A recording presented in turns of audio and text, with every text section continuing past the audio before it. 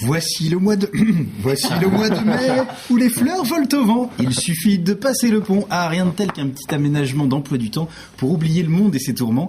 Et comme dit le proverbe, il n'est pas de bonne fête sans lendemain. Il faut dire que au mois de mai, quand ça tombe bien, on en est friand. Entre les célébrations tantôt internationales, 1er mai, nationales, 8 mai, religieuses, faire le pont devient une activité très prisée. On devient tous des bâtisseurs du génie civil. Et quand on fait le pont, on passe tous de l'autre côté dans le monde de drôles de migrateurs, les oisius jurnus ferius, j'ai nommé les oisifs. Nidification au mois de mai, qui peut durer quelques jours pour ces drôles d'oiseaux, ce qui les rend facilement observables.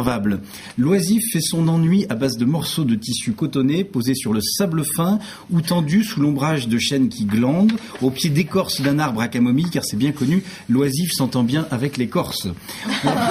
On les reconnaît très bien grâce à leurs signes distinctifs, sorte de tige pilaire à 4 mm sous la peau appelée poilus in manus. Pour se nourrir, l'oisif gobe les mouches, tire au flanc vanille, chocolat, bulles de champagne, de savon, les pieds dans l'eau. Alors, en ces ponts du mois de mai, il conviendrait de leur remettre la légion bonheur, car c'est bien connu, à vol d'oisif, la vie paraît plus belle, et si le chemin le plus court pour aller d'un point à l'autre, c'est la chaise longue, eh bien, le chemin le plus court d'un jour chômé à un autre, c'est le pont. Faire le pont, c'est l'expression du jour. D'où vient-elle ? Y a-t-il un rapport avec le monde du bâtiment ? Rien n'est moins sûr. Voici 4 explications vraies de vraies, à peine inventées, plus ou moins farfelues. Parmi elles se cache la véritable. À vous de la retrouver, c'est la partie interactive de cette chronique. Alors, première explication, on doit l'expression faire le pont à l'été 1936 et ses congés payés.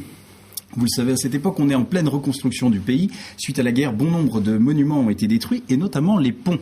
C'est donc d'abord dans le génie civil qu'apparaît cette expression. À l'image du passage d'une rive à l'autre par le biais d'un pont, on accorde à l'employé du génie civil un congé pour joindre 2 autres congés. L'expression a après quitté le monde du génie civil pour s'étendre dans d'autres corps de métier. Deuxième explication. Comme il arrive, et on l'a parfois vu au cours de ces chroniques, c'est une erreur d'orthographe qu'on doit à cette expression. En fait, il s'agissait au départ de l'expression faire le point et non pas faire le pont, au sens de dresser un état des lieux des jours travaillés. Oui, quand le quota était atteint, on délivrait alors des jours de congé de préférence en lien avec les fêtes religieuses pour prolonger l'arrêt. On disait faire le point. Et cette locution a été d'abord orale et puis elle va être inscrite par la main d'un certain Gustave Fustier en 1883, mais vous pourrez aller vérifier, dans le dictionnaire de la langue verte, mais qui va commettre une erreur, une faute, oublier le i. L'expression va alors apparaître sous la forme faire le point et puis qui deviendra faire le pont. C'est ballot. C'est ballot, mais c'est vrai. Troisième explication. C'est sous le Second Empire qu'apparaît cette expression. À cette époque, le pont désignait le congé que s'accordait l'employé pour joindre 2 autres congés raccordés par le calendrier. Voilà, on appelait ça le pont était un congé. Allez, dernière explication, la vraie. L'expression nous vient du monde militaire. Sous Napoléon, pendant les campagnes militaires, les soldats avaient droit à une permission d'1 jour par mois pour se reposer. Les soldats pouvaient alors bénéficier de repos ou de pseudo-repos parce que pendant ces permissions, ils n'étaient pas du tout au front, mais ils avaient ordre de s'adonner à des séances de culture physique, séances de gymnastique avec une figure imposée qui était de faire le pont. Ainsi, faire le pont, cette figure de gymnastique fut associée dans leur langage à une journée de congé. Alors, à votre avis, laquelle est la vraie ? C'est quoi la 4e ? 1936. Est-ce que vous avez honte des fois ? C'est juste qu'on se posait la question tout à l'heure. La faute de fantaisie. 1936, la faute d'orthographe, le pont congé sous le Second Empire ou le monde militaire. Voilà. Vous avez une idée ? Cette expression faire le pont, que nous allons faire à partir de demain d'ailleurs. Voilà, 4 explications 1936 associées au génie civil, une faute d'orthographe, ou alors le Second Empire, le congé qui est un pont, ou alors le monde militaire, mais les militaires faisaient des ponts, faisaient le pont, pardon. En fait, c'est sous le Second Empire qu'elle apparaît, et pour la première fois, elle va être notée dans le dictionnaire de la langue verte par Gustave Forestier en 1800. La langue verte ? Oui, le dictionnaire de la langue verte. Et qui va l'écrire pour la première fois. Ça sera en 1883. Mais pont, c'est un congé, voilà, qu'on doit au Second Empire. D'accord. Voilà. Faire le pont.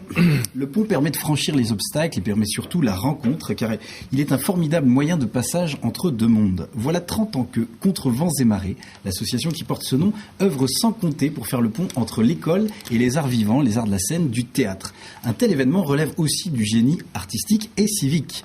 30 années de printemps théâtral, 30 années que sonnent les trois coups. 30 années que chaque printemps, les élèves, qu'ils soient du primaire, du collège, du lycée, embarquent dans une aventure, un voyage exceptionnel. Destination l'alambic intérieur, celui qui distille mots et songes. De spectacle en spectacle, d'atelier en atelier, de rencontres et de mélanges entre amateurs et professionnels, les élèves cherchent, improvisent, travaillent leur diction avec un crayon entre les dents, habitent des personnages, fabriquent du jeu, créent de l'émotion et trouvent leurs paroles, leurs mots à la couleur de leur esprit. Côté cours comme côté jardin, au théâtre, ils se font jardiniers. Ils cultivent le plaisir. Quand ils s'attaquent à un rôle, ils commencent par tailler autour, enlever les mauvais verbes. Ils creusent, ils élaguent, ils bêchent à la ligne, ils retournent les mots et les idées, ils sèment des pensées, car le théâtre est un bio-jardin d'arguments. On y conjugue le collectif, l'amitié, j'amis, tu amis, vous amitié. Un jardin où on cultive ses amis, des amis de toutes sortes, des amis en herbe, des vieilles branches, des potagers, des jeunes pousses. Et en tout cas, avec tous ces amis, on fait ensemble ces premiers pas. Si les premiers pas peuvent être hésitants, parfois maladroits, à chaque fois, c'est un peu de confiance que les comédiens gagnent. Ils osent de plus en plus et leur parole est toujours belle, car elle est leur vérité sous le masque des mots.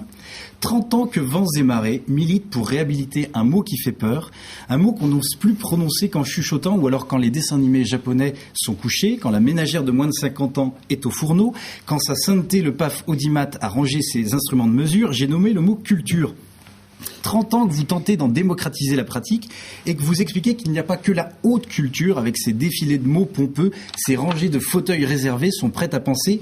30 ans que vous proposez des aventures théâtrales, vous ouvrez les portes du savoir, vous donnez la passion du beau, du sensible, vous creusez l'appétit pour mordre dans la vie et permettez aux apprentis comédiens de croire que les citrouilles peuvent être transformées en princesses, que le rêve sert de lanterne pour avancer. À titre personnel, en tant qu'ancien élève qui a fait ses premiers pas au printemps théâtral en 1992, merci au printemps théâtral d'avoir cru en ce jeune homme qui ne croyait pas toujours en lui. Soyez certains que le passage de témoin a bien lieu. Ce trésor transmis, je le transmets aujourd'hui sans compter en faisant mon métier de baratineur, conteur, comédien. Alors bon anniversaire, bon vent pour la vie et belle vie dans le vent des histoires. Merci. Voilà. Merci.